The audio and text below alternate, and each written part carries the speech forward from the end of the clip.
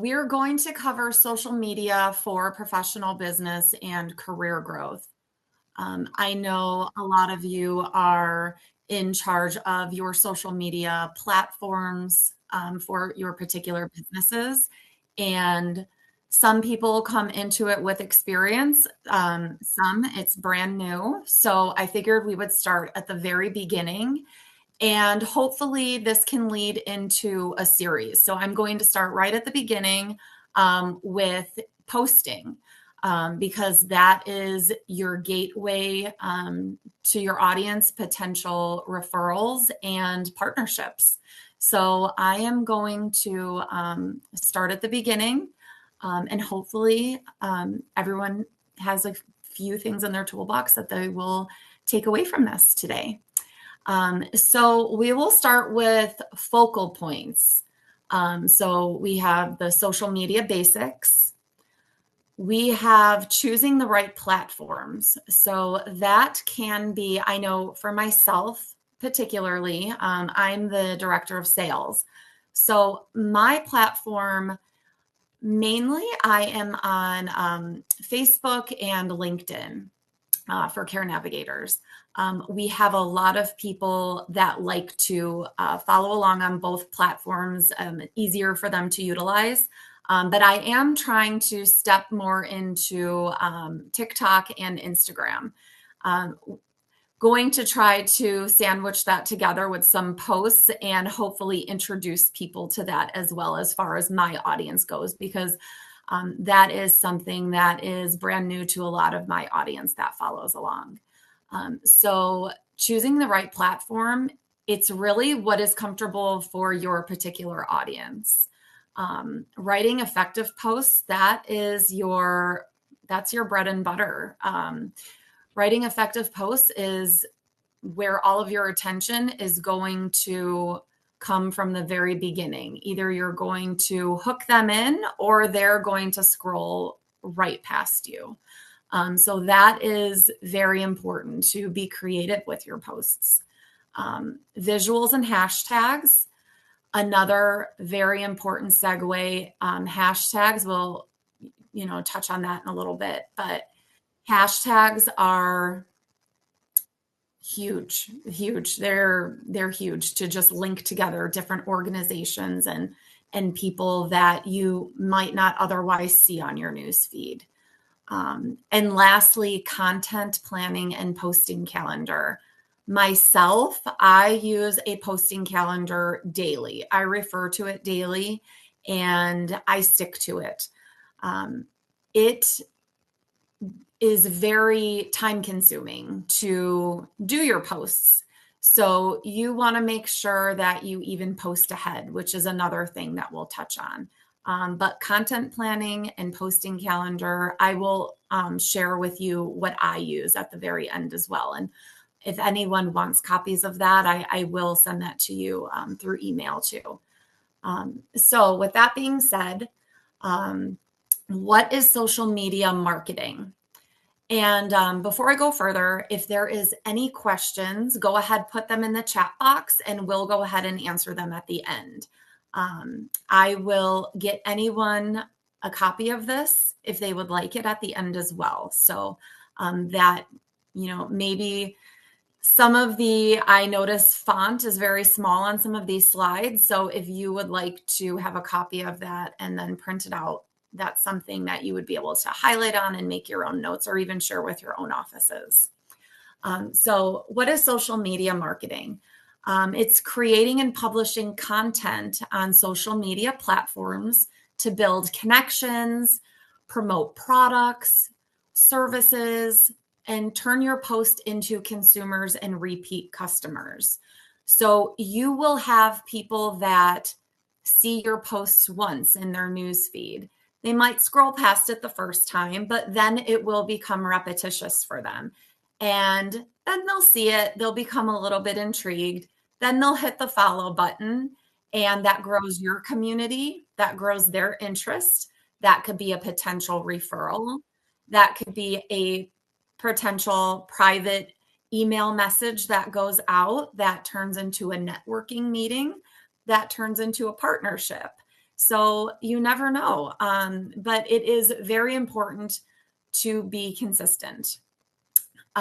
With social media marketing, these that I put down here are the major ones and the most popular ones right now. In this particular month, in this particular year for businesses, these 8 at the bottom of your screen are the most influential. So you have Facebook, you have your Instagram, you have your Twitter, you have your TikTok, your LinkedIn, your YouTube, and your Pinterest. So if you do not have a LinkedIn or a Facebook for your business, I would highly stress to talk with whoever you need to, whether you have a marketing department or your own higher up, and see if you do not have one, if you are able to create one. If someone else is potentially running your marketing posts, maybe you can just kind of learn what they're doing and, bounce some ideas off of them, or, see what they're gauging.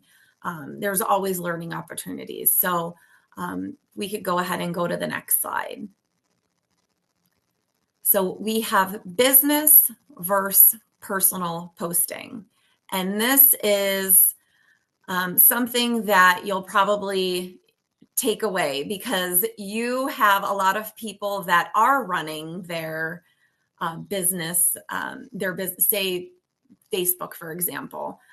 If you are running your business pages through your Facebook, you do know that you have to get through your personal Facebook to then access your Facebook page. So you want to keep in mind, business use is to run ads, showcase company culture, and provide formal information about services. So you want to keep business on your business page, personal on your personal page. Be cognizant of what page you are on if you are having to toggle back and forth between pages. I know myself, I make sure that I don't accidentally post a picture of my children on my Care Navigator page. I'm sure people would love to see them, but I like to keep my personal life personal on my own page and not have any accidental overlaps. So for personal use, to build personal brand, foster trust, initiate conversations. If you are doing maybe a point of view on your business page, and maybe your family did maybe go tour something for a family member, maybe a senior care facility, and you're giving your own personal opinion on that, that's fine. That's something completely different. That's fine. That's completely acceptable. That's not going to get any lines crossed professionally. In best practices, really for best practices, it's a blended approach. That's what's going to work best. So using the personal account for engagement and share important things. Like today, for example, an hour prior to this webinar, I did go ahead and share the login information in case anyone on my personal page could utilize this information. High level corporate updates from the company page. So if those are things that you wanted to share on your personal page, that is acceptable as well. Go ahead and go to the next slide. Thank you so much. So we have the 80-20 posting rule. Now, this is for social media content rules. So this really could be used along any of the platforms that you may utilize. So 80% value-driven content. So that is educational content. You want to entertain your audience. Aim to serve the audience and not sell them. They do not want to read sales posts daily. They would like educational posts. For example, I love to make sure that I post something. I'm a big advocate for dementia. I love to post something educational about Dementia Weekly on our Care Navigator page because I would love to just open more eyes to it. So it's something important to me. So for me personally, that is something that I do. I like to post about, Dementia Week or Dementia Weekly. That doesn't mean that I don't post on crisis management or crisis intervention per se, or just care management in general, power of attorney, different things like that. Whatever is important to you, whatever you have a passion about, whatever you can really write creative, passionate posts about that are going to engage the reader and really hook them in, that's where you're going to get your 80%. Because you want to really, serve your audience with a substance of posts that are going to make a difference and set your company apart. For the 20%, that is direct promotional content with products, services, company news, or special offers that are going on. Say you are taking part in you're taking part in the Alzheimer's walk per se, and you are doing donations, collecting donations, and you're going to be setting up a bake sale outside of a grocery store, and you would like to put that information on there. That's not salesy. That is, that's sharing company news and that's sharing you doing good for the community. So that can absolutely go into your 20%. Things that are, you're doing for your community, whether you're doing breakfast, lunch and learns, taking donations at Christmas time, or if you're wanting to give back and see where you can help in the community. Those are all great things to put into your 20%.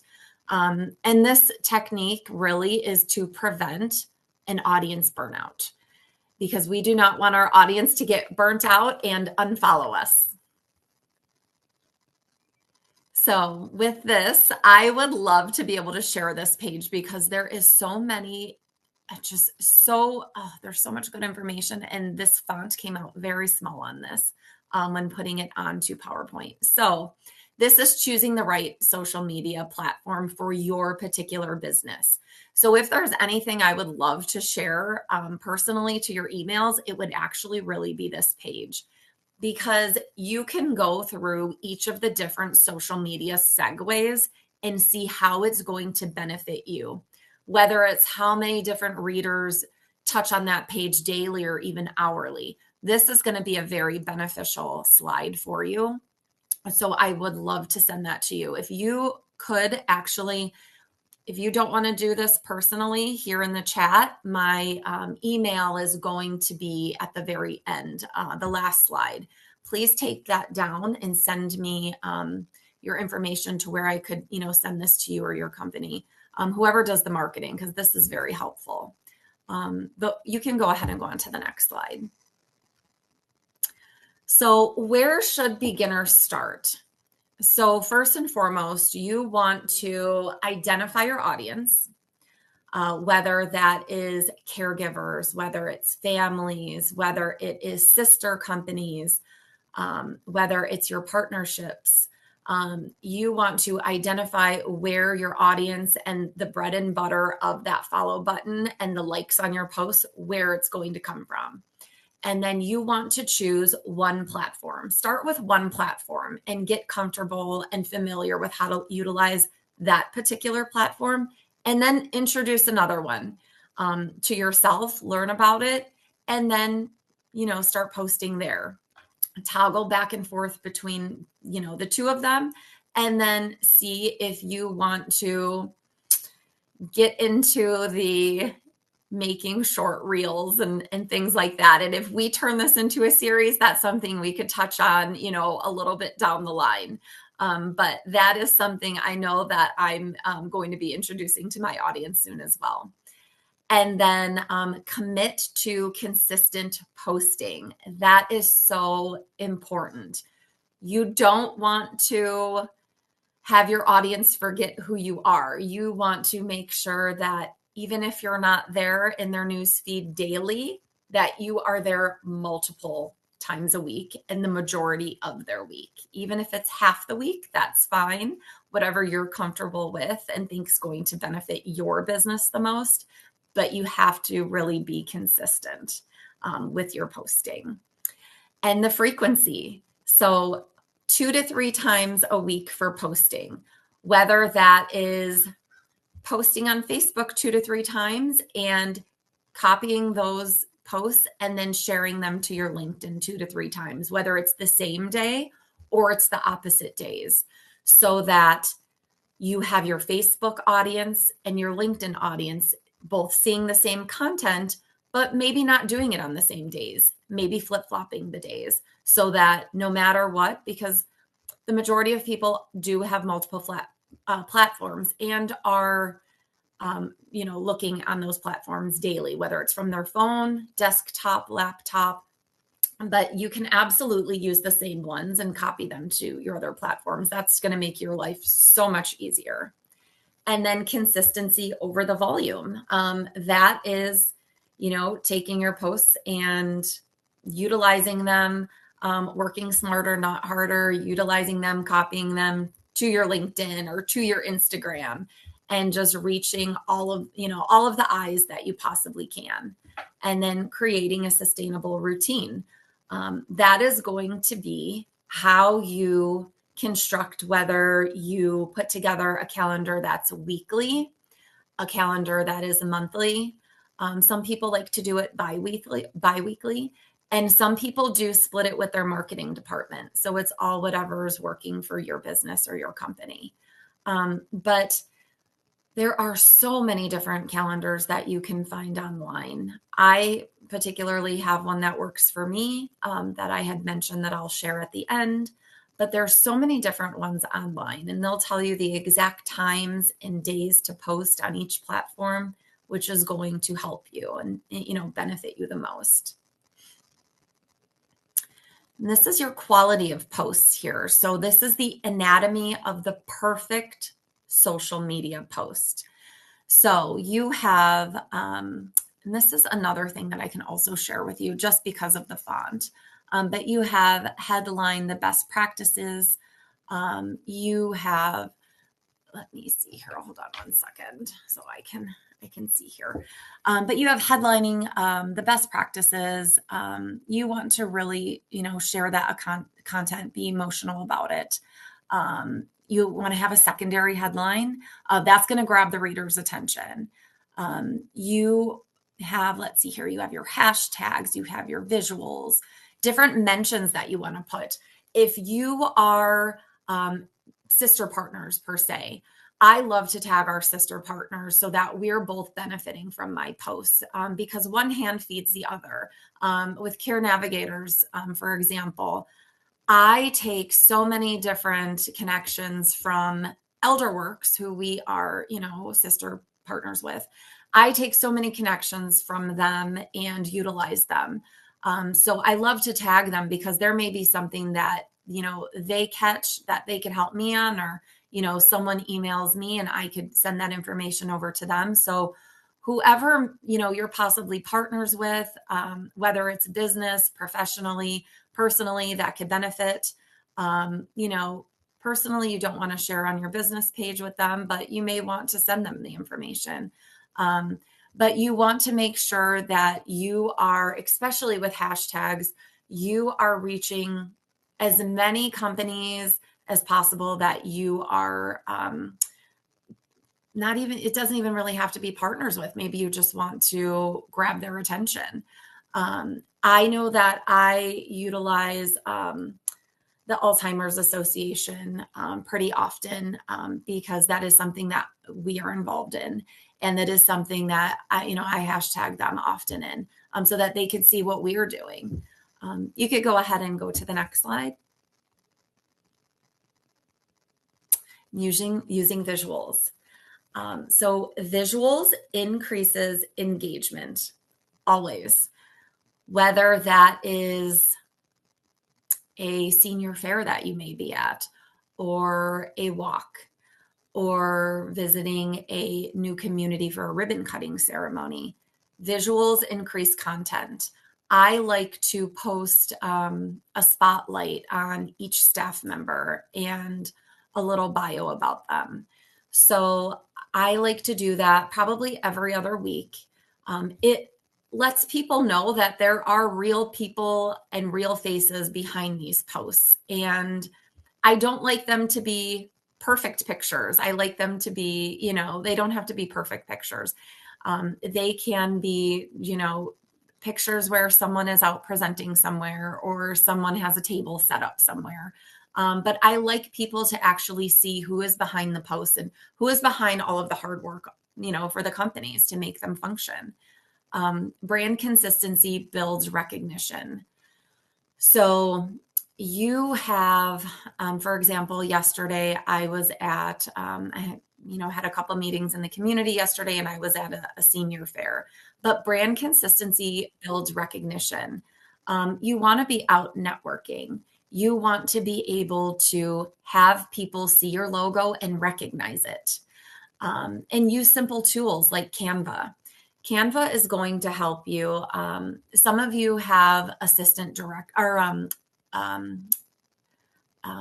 so sorry. I can't, the word is on the tip of my tongue. Activities assistants. So sorry. Your activity assistants utilize Canva for their calendars, their activity calendars for their residents throughout the month. So you can utilize Canva for social media calendars. I put the link here.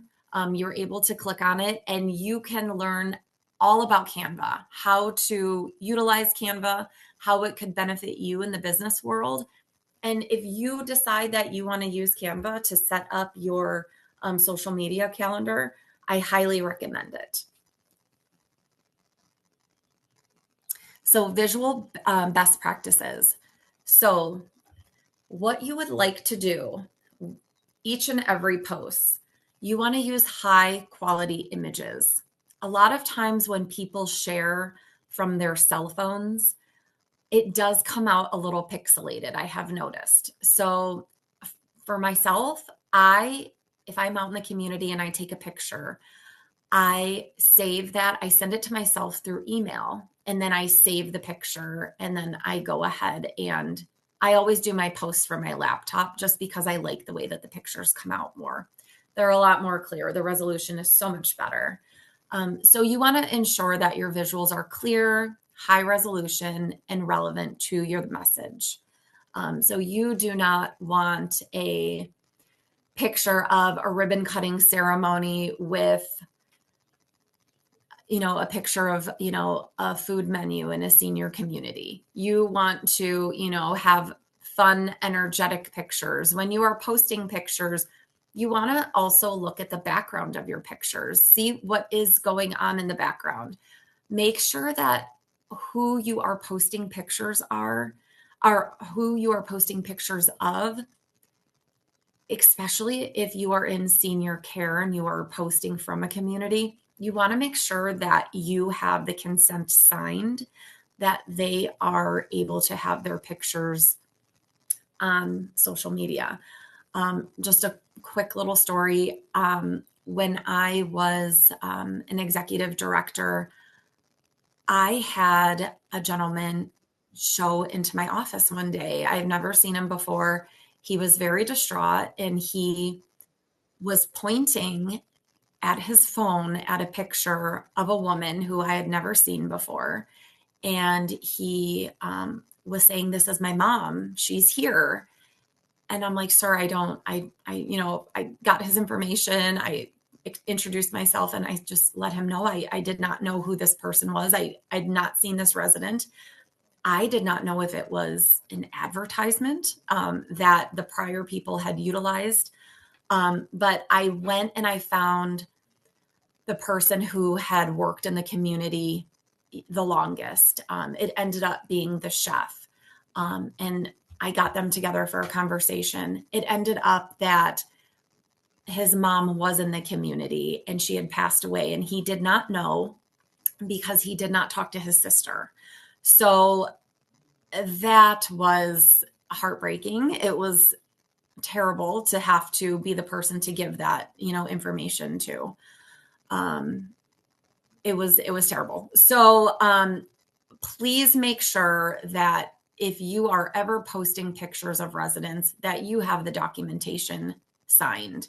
I did not even have access at that time because it was years prior, and the pictures were not changed on the website. I did not have access to that information anymore, not even their file any longer, because they were deceased. So just that is something you always want to be mindful of. And optimize for mobile viewing. So design your post to look great on mobile screens, using bold fonts and legible text. I know myself, I use readers. A lot of people use readers, and you want to make sure that the font isn't very small. You want to make sure that people could read your posts and enjoy them. And incorporate visual storytelling. So use images and videos to create engaging narratives that resonate with your audience, which is what I spoke about earlier. If you're doing a ribbon cutting ceremony, you don't want to post a picture of food. That definitely, you want to make sure that your pictures are in line with your posts. Maintain consistent brand identity.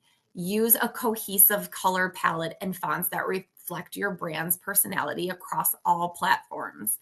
So for myself with Care Navigators, I like to use a red heart. I like to use a shield for the navigator. So make sure if you use italics and underline boldly for your title, that you do that frequently so people know when they're scrolling, oh, that's so-and-so's, company posting. And they get to know you over time. And a lot of these people that are reading your posts, you end up seeing at different networking events. They'll come up to you and talk to you about your posts, which is great. And it makes you feel good. It lets you know that people are actually seeing your hard work. Engage with captions. So write compelling captions that add content and encourage the viewer's interaction, such as calls to action. And utilize hashtags strategically. Use relevant hashtags to increase discoverability, but avoid overloading your post with hashtags. And we will get into the number of hashtags that should be used in a little bit. So hashtags made simple. Creating a hashtag involving, that involves choosing a relevant, memorable word or phrase preceded by two of the hashtag symbols to categorize your post and increase its discoverability. So different forms, give their own opinion on what works. So on LinkedIn, it may be 3 to 5 hashtags. On Twitter, it may be 2, Instagram, 10, Facebook, 1 to 2. But there is a little guide on the side that is so helpful. And it lets you know what they have already accounted for as, their audience and what works best for the businesses to get the most out of feedback. And clients and, future residents and partnerships and referrals. So for business purposes, these are the number of hashtags that work, the best, the magic numbers on each of these 4 platforms. On the bottom here, there is a link that you can click on, and it's going to give you 12 steps how to create hashtags. So it will walk you through each of the steps. Go ahead and go to the next slide, please. And why a posting calendar matters. This is, I think, the most beneficial thing for you. So why a posting calendar matters. Saves time, reduces stress, and creates consistency. I know before I started posting in advance, there would be some nights that I would get home very late, maybe from a away travel baseball game, and I would think to myself, "Oh my goodness, it's 1 a.m. I didn't do a post for tomorrow, and I know that I'm going to be, getting up after 7 a.m." And I would stay up and do my posts until I really started taking the time and the hours and sitting down and just posting a week out. I like to keep it at a week because sometimes things change, and instead of going in and editing potential things that may come up that I want to put a post in there about, because I don't like to post twice on the same day. I like to take the time, whether it's a whole afternoon, and just sit down and do a chunk of posts. It definitely saves time in the long run. It saves stress, and it creates consistency. I like people to wake up in the morning, because the majority of people wake up in the morning and what do? They grab their cell phone on their nightstand and check their emails. I like to make sure that people see my posts first thing in the morning. For myself, I like to post 5:30 to 6:15 usually, so that I know when people are waking up and scrolling that they see Care Navigators right away. What is the best time to post on Instagram on a Sunday? I put this in there because a lot of people forget about Sundays. So what is the best time to post on Instagram on a Sunday? 9 a.m. and 3 p.m. The engagement peaks late morning around 11 to 1. So that lets you know, don't forget about Sundays, which is why I especially put this in here. You could write it down. You could take a picture of it with your phone, but don't leave out the Sundays. Even if you are posting, have a beautiful Sunday, enjoy your day. I like to post for my caregivers on Sundays to remember to take time for yourself, take a little bit of time to recharge. A lot of them are working on Sundays, but maybe they're off on Mondays. But I like to just do nice little friendly reminders on Sundays. Something genuine, something heartfelt, and something that shows that your company cares about, cares about people, cares about the well-being of others. And we can go to the next slide. Thank you. All right. So if you are creating your own weekly or monthly template. So this would be for your postings of your calendars. If you wanted to post in advance, which I highly recommend scheduling posting in advance. So some examples for rotations of posts. Monday, you can have an educational tip. For myself, I love to post tips on dementia. Wednesday could be behind the scenes, whether it is an employee spotlight, or maybe what this employee is doing, or maybe what is coming up in the future that, someone may be working on. And then Friday, promotion or a testimonial. So maybe some type of, maybe a giveaway you're doing, or a raffle basket that you've entered in a convention. I love to have, throughout the week, I love to have an engaging post to where I'm asking for feedback, whether it's a this and that post. I love to do this and that post because I feel like I get a lot of traction on those, with people engaging inside of, just inside of the posts and inside of the feed. You can see the different conversation, and I love that. So this and that posts are very nice. You could look those up. Friday, promotional or testimonial, whether it is maybe a client that you're currently working with and you want to ask them for maybe a quote. I quoted someone recently that was very powerful to me. And I actually asked them if I could use this quote.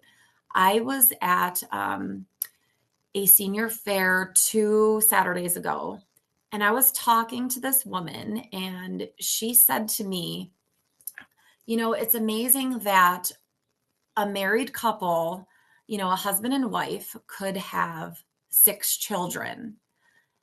And years later, no one is there out of those 6 children to take care of the husband or the wife.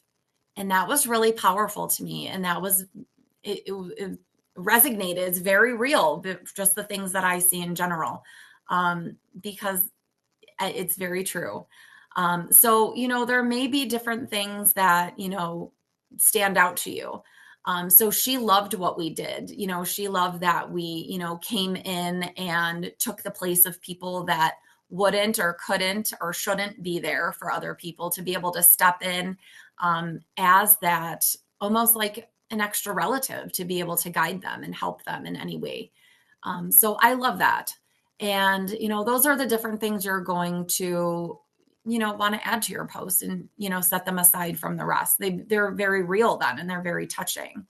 Most importantly, write your post in advance, present them or set them for a specific date and time a week in advance, and save yourself the time and stress. So, depending on the day, sometimes I will, if I'm doing a week out and it's a Friday, maybe I'll set it to 9 o'clock.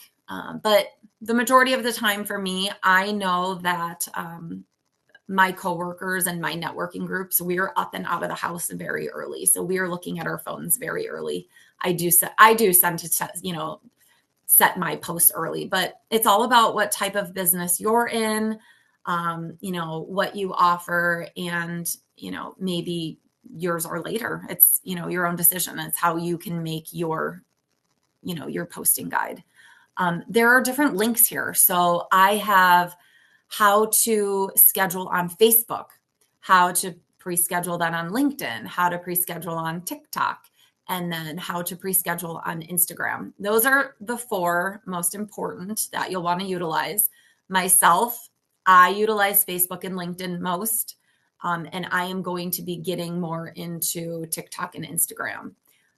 But these, you can click on either of these links and you are able to have step-by-step guide. So this here is my weekly Facebook content calendar. I posted each of the days and how I do it. So we have the day, the topic and theme, the post type and content idea, and I'm Central Time, so the time of day for posting. So Mondays, introduction to services. It's an image post, so a calming graphic listing core services. For myself, it's care management, medical advocacy, and a warm intro into that topic and into that post. Focus on the value and how you are able to benefit them, how you're able to tailor their needs. What could they benefit from you and your services or your company? And that's how you want to start out your week. Tuesday, dementia resources, educational post. So maybe a link to a blog or a particular resource. Share a link to a helpful resource on dementia care, education. Add a personal comment from a care navigator expert to build, authority. Wednesday, team culture spotlight. Meet our team posts. This is where I like to post a picture of a staff member and a short little bio. A friendly picture, team member, short bio or fun fact about them. It builds a brand. It builds trust. It lets you know who is behind the screen, who is behind all of these posts, who's behind the company. A lot of these companies use, I don't want to say quote unquote generic pictures, but pictures that are not of, the real staff. So I love the fact that we do that, and you can actually see who is helping you, who is helping your family member. So I do love that about our company.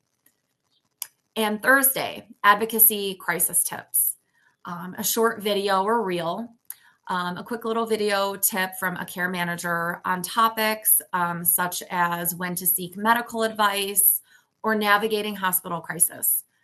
I know just recently I put a short video on, and the amount of likes and the amount of just touches that I got on it, people loved it. People love videos. Once you get better and set them to music and different things like that, they'll love it even more.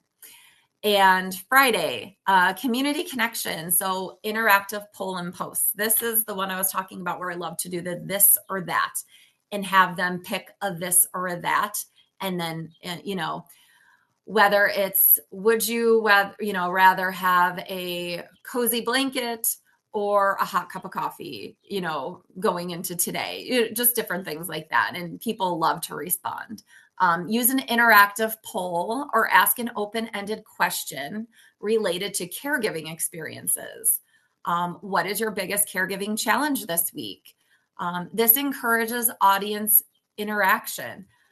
I know caregiver burnout is something that is so real, whether it's staff or it's friend or family. Caregiver burnout is so real. I love to always encourage interaction, encourage tips for, if it's not dementia, I love to post about caregiver burnout. I think it's so important.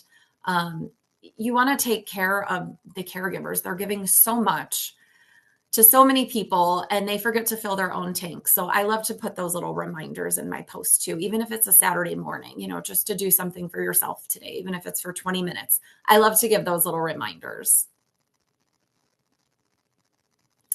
And that concludes everything for today.